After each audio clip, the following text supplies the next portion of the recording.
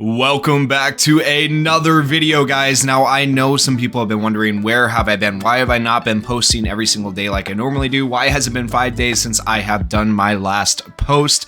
Guys, it has been a crazy 2 weeks for me. So I do have a showcase coming for the new Gear Shift Deku. I just haven't gotten it out yet. You will probably see that tomorrow after this video.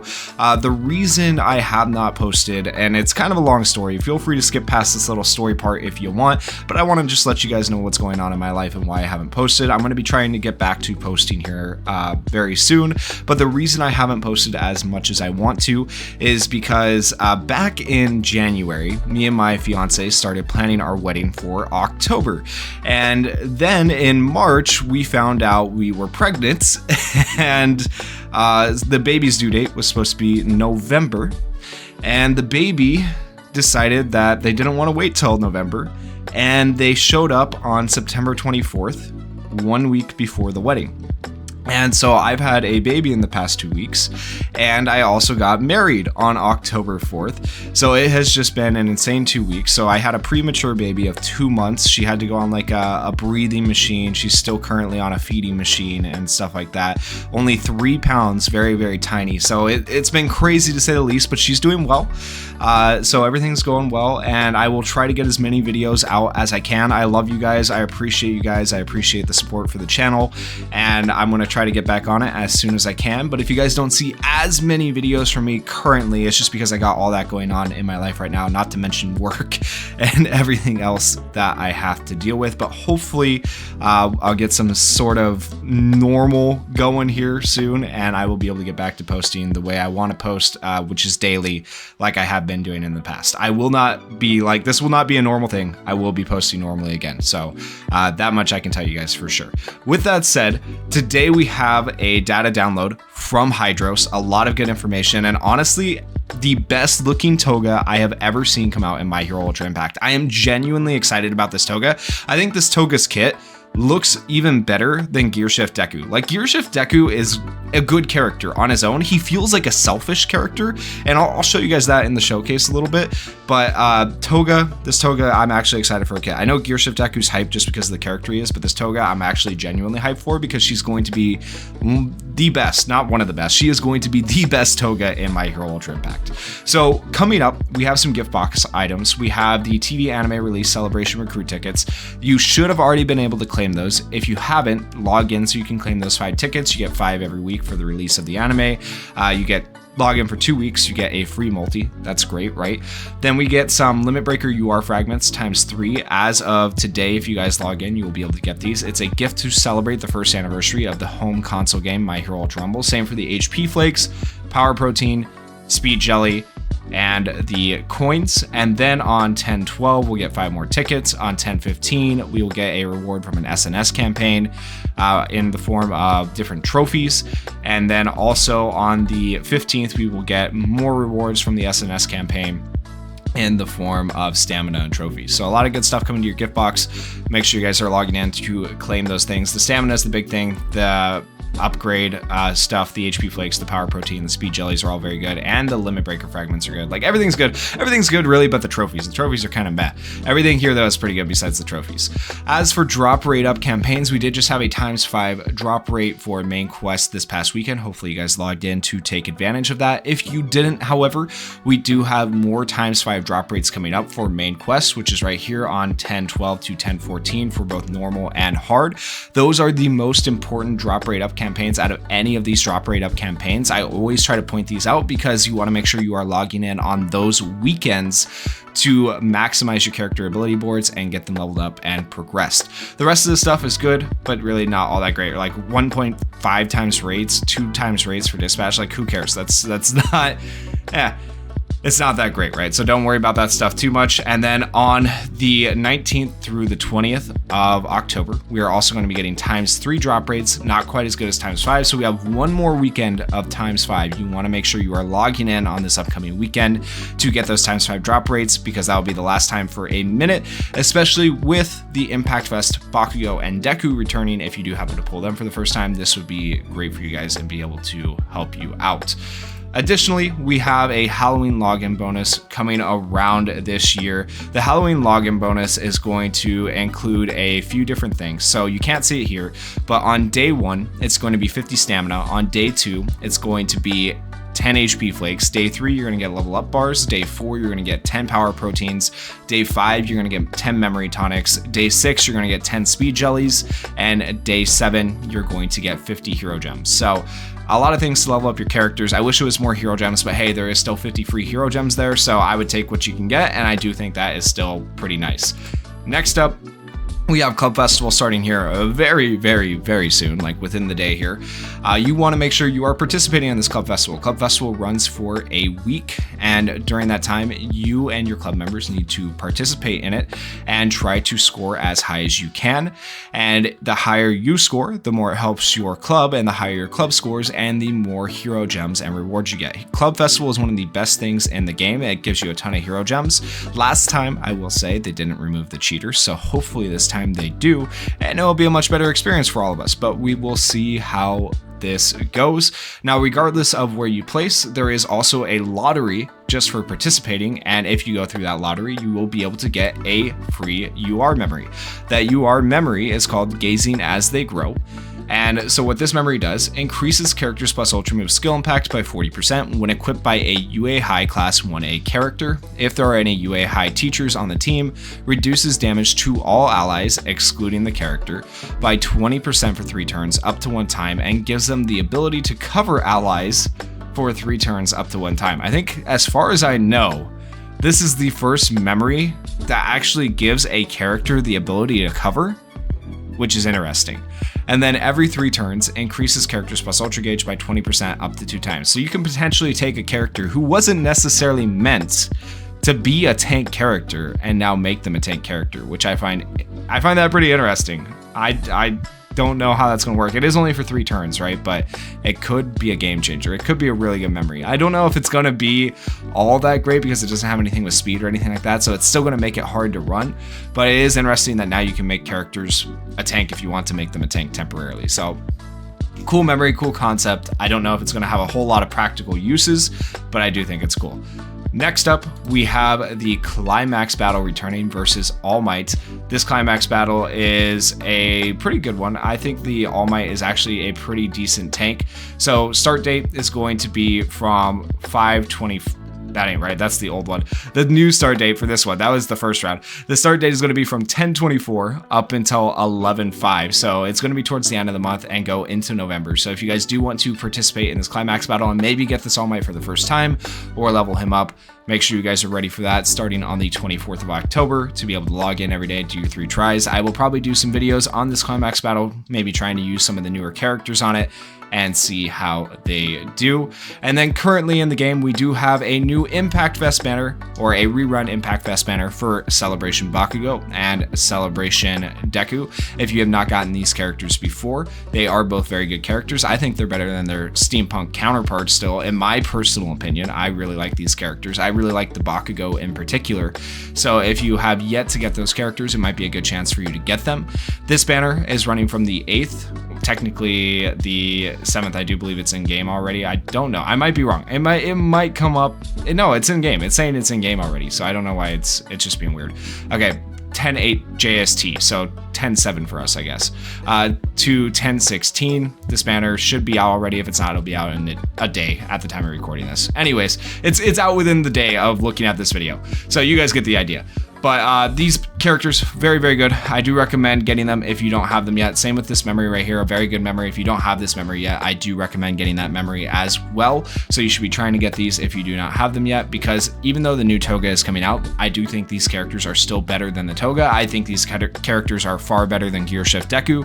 So you're okay to not summon on the general pool banners. Now, the one character I would summon on, if he is still here, he'll be here till the 9th from what I can see in game, is the new Steampunk Aizawa. He's very, very good. I would say he is more practical than even these guys in some ways. So I would summon for him if you have not summoned for him yet. Next up, we have a bunch of gachas coming out. These are all just kind of like generic gachas that are meant to genuinely, these are bait banners. These are meant to bait people into summoning who are new to the game. I do not recommend summoning on any of these banners realistically. They're all general pool characters. None of them are limited Impact Fest characters or anything like that. So you don't have to have any of these characters. Even this one that says Ultra Impact Character Select Recruit, like you don't get to pick your character, guys. Like these are the characters that they pick. They selected these characters and these are the ones you can summon from. Now, honestly, this isn't a bad pool of characters that they picked. Like Tokoyami's good, Monama's good, this Endeavor's still decent, Aizawa's really good to this day, Compress is really good, this Dabi's actually pretty decent. The rest of the characters are kind of meh. Mirio's okay-ish, I suppose, but like I just would not personally summon like on any of these banners. Full 100% Deku is good. Pity is reduced for this banner, so that might be worth it if you don't have full 100%. That'd be the only way it's worth it. If you are going to go to Pity, you might want to summon on this banner. Maybe the Club Festival Support Recruit. If you know you're going to go to Pity, it might be worth it if you don't have full 100%, because he is like still the best general pool unit in the game. And if you don't have a copy of him, I would say it's actually kind of worth it, because full 100% is absolutely insane. This banner is garbage. Don't summon on this banner. Do not summon on the TV anime 7th season recruit Climax. That Bakugo's bad. Edge Shot's okay, but Bakugo's terrible. Climax Select Recruit, you got the new Najiri and Nagant. Najiri is pretty decent, but not worth throwing any summons at, right? So the only possible banner out of all of these that you might potentially maybe want to summon on would be this Club Festival banner, and even then I don't really recommend it. So those banners, don't summon on. In general, would not recommend it. If you're going to summon on anything, summon on the Impact Fest banner or summon on the new Toga banner, because she is a new character. So the new banner is called Assembled Battlefront Operation Pursuit Recruit. This is going to start on the 16th of October and run until the 1st of November, where you will be able to summon the new Toga, the new UR memory, the new SR memory, and we also have a new event memory coming out alongside this banner. The new event memory is called Unleashed Tenacity, featuring Dabi, of course. And so Unleashed Tenacity is going to increase characters' critical hit rate by 30% when equipped by a strength type character, increases critical skill impact by 25% if there are any villains on the team. As far as SR memories go, a crit skill impact memory is solid. That's actually a very good like VE Tower SR memory in my opinion. Like I think that's one of the best event memories to come out in a hot minute, so it's pretty good. And of course you have Dabi here, who is looking great. The art team always killing it. Then we have the new summonable SR memory. This is me, featuring Shoji. This is me when character's HP is below 50%, makes character agile for 3 turns up to 1 time, and gives character the ability to make a last stand 1 time up to 1 time. When character is agile, increases character's critical hit rate by 35% and critical skill impact by 35%. If you don't know what agile does, once again, it's a 30% chance for them to miss their attack on you, which is pretty decent. And then giving him the extra critical hit rate and critical skill impact is decent. The only bad thing is it requires you to be below 50% health, so I don't see a lot of people using this all too often, but look at that art, man. That is freaking phenomenal. That looks great. And then we have the new UR memory, All My Blood to You. And you can see the art there. When character is agile, increases critical hit rate by 45% and critical skill impact by 20%, increases max HP by 30% when equipped by a female character. After 2 turns pass while character is agile, reduces character's cooldown time by 1 up to 3 times, regenerates character's HP by 10% for 3 turns when character's HP is below 50% up to 1 time. Honestly, it's pretty dang good, especially when you consider who it's meant to go on. It's meant to go on the new Toga, specifically for this part right here. After 2 turns pass while the character is agile, reduces cooldown time by 1. That gives the new Toga 3 turn cooldowns, which allows her to be slotted into virtually any team, which is really, really good. Also increasing her critical hit rate by 40% and skill impact by 20%. This memory is insanely good for Toga. Like if you get the new Toga, you want this memory. And even beyond Toga, like this memory will work on other characters, because there's there's other characters that get agile and could benefit from this. Like the Yellow Hawks, he would work really well with this as well. He just wouldn't get the extra 30% HP because he's not a female character, right? But this would work really well on him as well. But this is a very, very good memory in my opinion. And the art is, the art is amazing, guys. Like, it's so good. And then we have the new Toga, Love and Bloodshed Himiko Toga. We have her Unawakened art and then her Awakened art. Dude, the Awakened art is so good. I love that art. I actually genuinely love that. It's so good. But anyways, her kit. By far, like I said earlier, I read through this. I did read through the kit early. I was excited for this character. This is the best Toga in the game. Hands down. That has come out so far, the best Toga. So her plus ultra move, Sad Man's Death Parade, deals 650% damage to a single opponent. Damage increases by 10% relative to the opponent's max HP up to 30,000. Cancels all of the character's temporary status ailments. Increases this skill's critical hit rate by 40% when character is agile. She's pretty much always agile if you keep her over 50% health, which is insane.